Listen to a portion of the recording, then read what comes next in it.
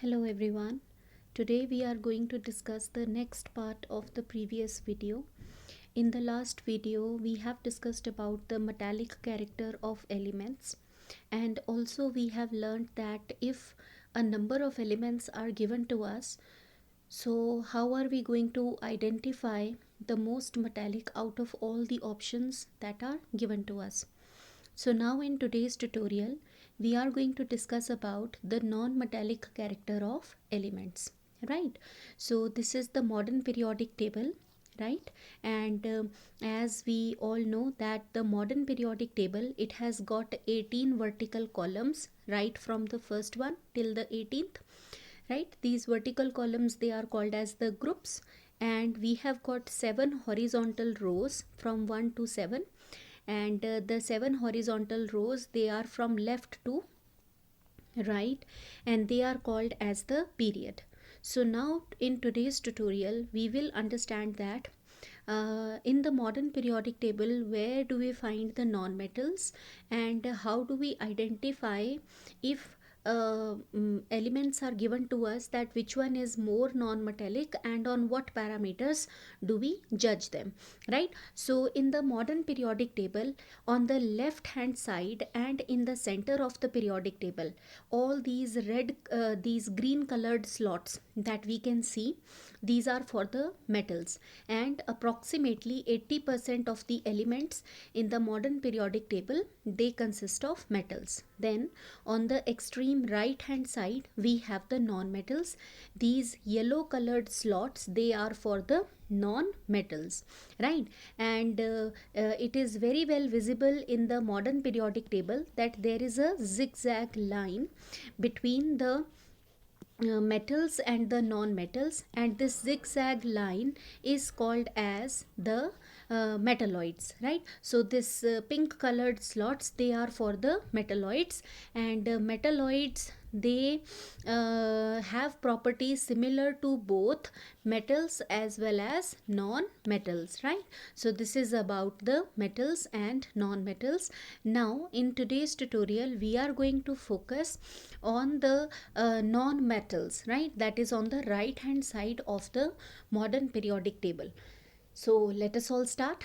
So we have these as the group 16 elements, right? And the group 16 elements are oxygen, sulfur, selenium, tellurium and polonium.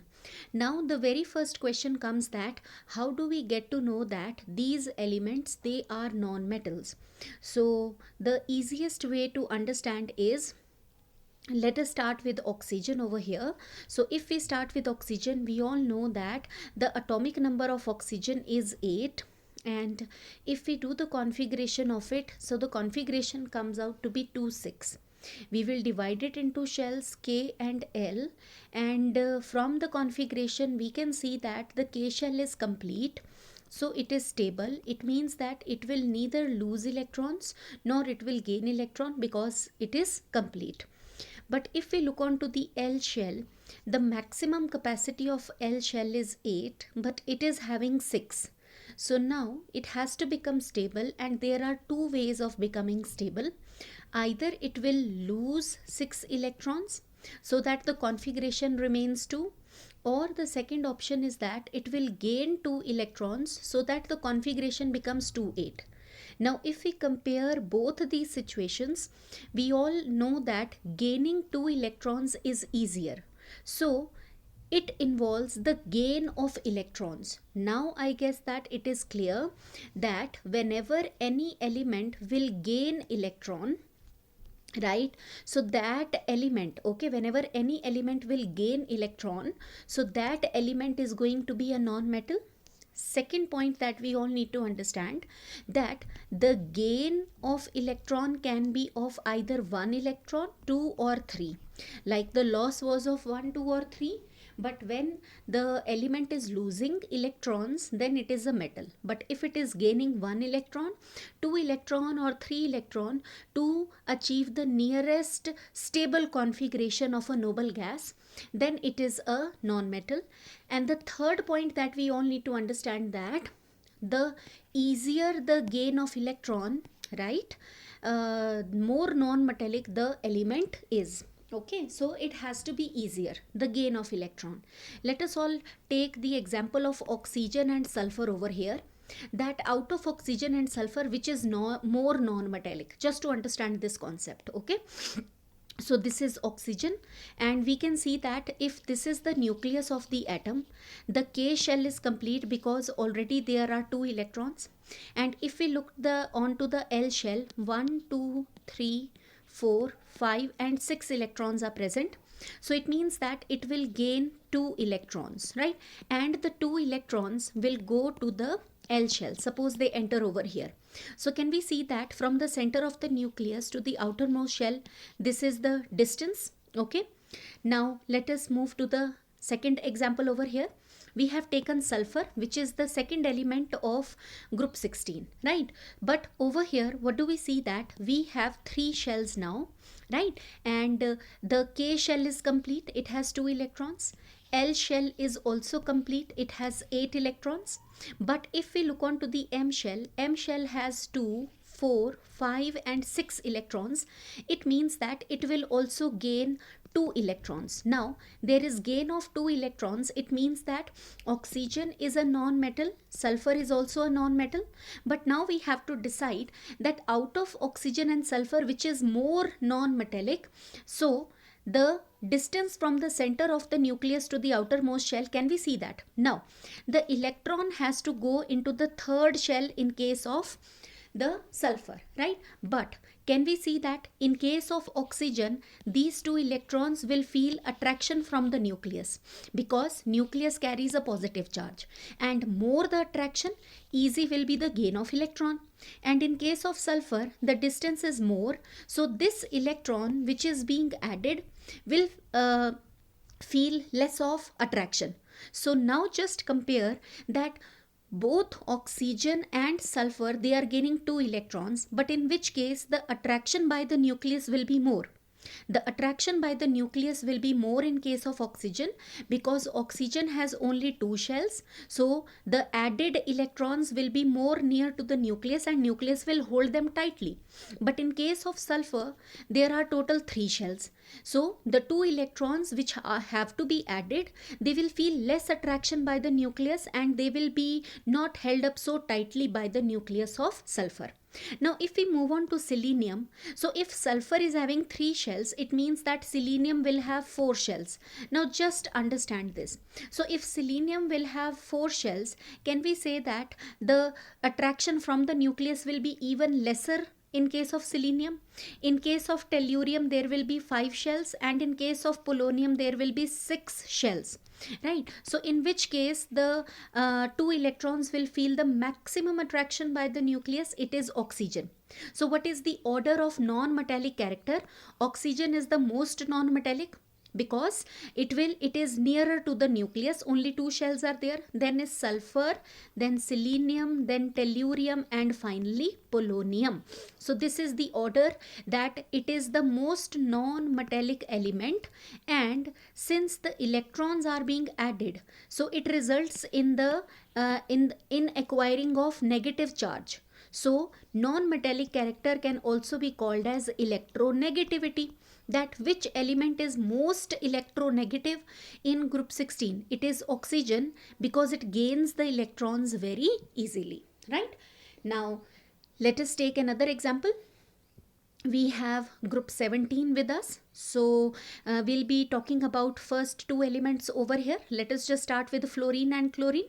So if we talk about fluorine, we can see that again in fluorine there are 2 shells, K and L. K shell is complete, it has 2 electrons. And if we talk about L shell has 7 electrons. So now we understand that the atomic number of fluorine is 9. K and L is the shell that are filled, and K shell is completely filled, so it is stable. But if we look on to the L shell, the maximum capacity is of 8, but it is having 7. Now there are 2 ways. Either it will lose the 7 electrons and the configuration becomes 2, okay, or it will gain, right, or it will gain 1 electron and the configuration changes and becomes 2-8. Now just compare loss of 7 electrons and gain of just 1 electron. Which is easier? it is the gain of electron which is easier. So now since gain of electron is taking place, we are sure of one thing, that fluorine is a non-metal. Okay. Now let's move on to chlorine. So if we move on to chlorine, the K shell is complete. Okay, there are 3 shells. K shell is complete with 2 electrons. L shell has total 8 electrons and M shell has 7 electrons. So this is the configuration, K, L and M. K and L shells are complete, so they are again stable, but M shell over here is incomplete. The maximum capacity is of 8, but it is having 7. Now again, it can lose 7 electrons and the configuration becomes 2,8, or it will gain 1 electron and the configuration becomes 2,8,8. So out of losing 7 electrons and gaining 1, which is easier, again it is the gain. So now we are absolutely clear that chlorine is again a non-metal, right? But see, fluorine is gaining 1 electron, chlorine is gaining 1 electron. Both are gaining the equal number of electrons, right? But in which case this gain will be easy. So in this fluorine, the electron will be added to the second shell. Now can we see that nucleus and the second shell, they have a distance of this much. And in chlorine, the second electron is added to the third shell and the distance is this much. Can we say that in case of chlorine, the added electron will not feel much attracted by the nucleus because the number of shells, they are more, and the distance of this electron from the nucleus has increased. So nucleus will not be able to hold this electron tightly. So how will chlorine gain it easily? But in case of fluorine, the distance is less and the nucleus will hold this electron very tightly, right? So fluorine is more non-metallic than chlorine for obvious reason that both have to gain just 1 electron, but fluorine has only 2 shells and chlorine has 3 shells. So the nucleus in case of fluorine will hold this added electron very tightly, right? So fluorine has 2 shells. Okay, chlorine will have 3, bromine 4, iodine 5 and astatine will have 6. So now just based on this, can we just identify that out of fluorine, chlorine, bromine, iodine and astatine, which one is the most non-metallic? It is fluorine. Since fluorine is most non-metallic, it means that it is electronegative. So fluorine, chlorine, bromine, iodine and astatine, they are the most electronegative, like fluorine is the most electronegative.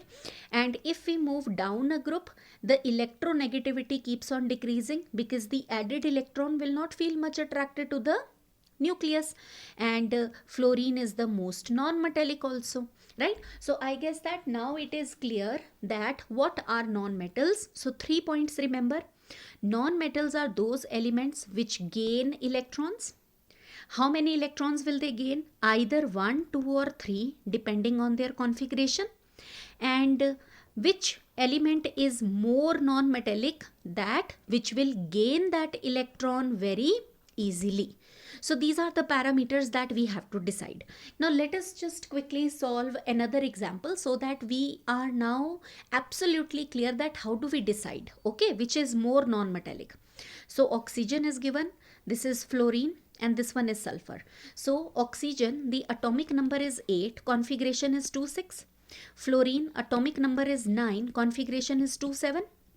Sulfur, the atomic number is 16, configuration is 2, 8 and 6. Now from the configuration, K is complete, L is incomplete, and it will gain 2 electrons, right? It will gain, how many electrons will it gain? 2 electrons to become stable.